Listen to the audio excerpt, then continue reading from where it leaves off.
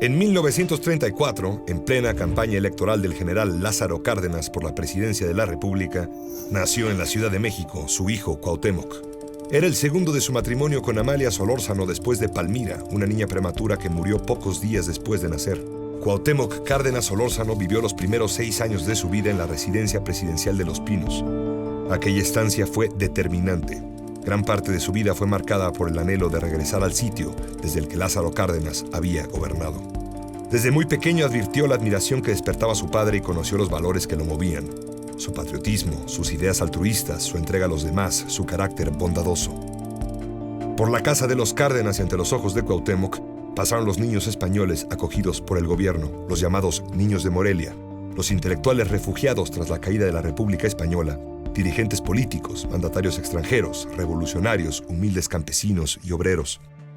Ya en la adolescencia, Cuauhtémoc recorrió con su padre muchos rincones del país, desde las zonas arqueológicas de Chiapas hasta los ejidos de la comarca lagunera, donde Lázaro Cárdenas había emprendido un amplio reparto agrario en la década de 1930.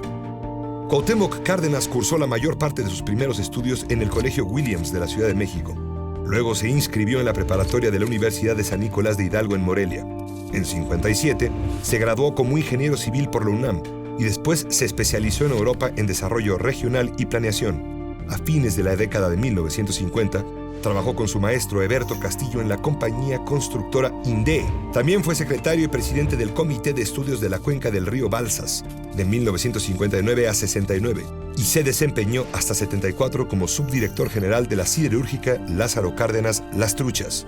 En 1963 contrajo matrimonio con Celeste Batel, con quien tuvo a sus hijos Lázaro, Cuauhtémoc y Camila. Desde los años escolares, Cuauhtémoc comenzó su militancia política. En 52 apoyó la campaña a la presidencia de Miguel Enríquez Guzmán, quien se había separado del PRI después de intentar su democratización interna. Enríquez Guzmán fue derrotado y denunció un gran fraude electoral en su contra, pero se rehusó a tomar las armas como exigían en la calle muchos de sus partidarios. Esta experiencia marcó al joven Cárdenas e influyó en las decisiones que tomaría décadas después. Cárdenas participó también en el Movimiento de Liberación Nacional, un frente apartidista que pretendía unificar a la izquierda bajo la guía del nacionalismo revolucionario cardenista. Entre 67 y 68 fue presidente del Consejo Técnico Consultivo de la CNC, órgano del sector campesino del PRI. Su primer intento por llegar a la gubernatura de Michoacán en 73 fracasó, pero 3 años después alcanzó la senaduría por ese estado. Finalmente fue elegido gobernador de Michoacán en 1980. La administración de Cárdenas tuvo un tinte moralista. Aplicó el código sanitario que prohibía la venta de licores desde la tarde del sábado y el domingo, prohibió las peleas de gallos y cerró las zonas de tolerancia. También combatió la corrupción. Durante su mandato, 3 legisladores fueron desaforados y procesados por contrabando de automóviles. Y fue especialmente sensible al avance democrático del país, aceptando las victorias del PAN y candidatos independientes en varios ayuntamientos michoacanos. Al finalizar su gobierno, Cárdenas fundó la corriente democrática del PRI con la vista puesta en las elecciones presidenciales de 88.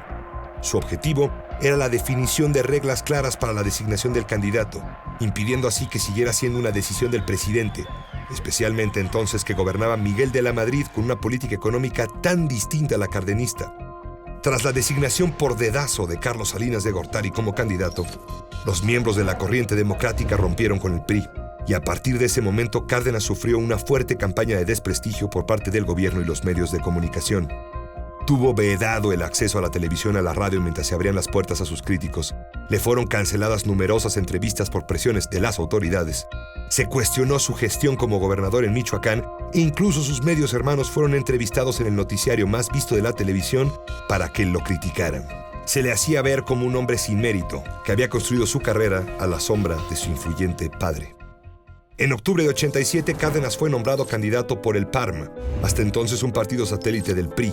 Alrededor de su candidatura se aglutinaron diversos partidos y movimientos de izquierda para construir el Frente Democrático Nacional. Las elecciones presidenciales de 88 resultaron las más competidas en décadas. La noche de la elección, el conteo de los resultados mostraba una clara ventaja de Cuauhtémoc Cárdenas, hasta que, repentinamente, el sistema informático se detuvo.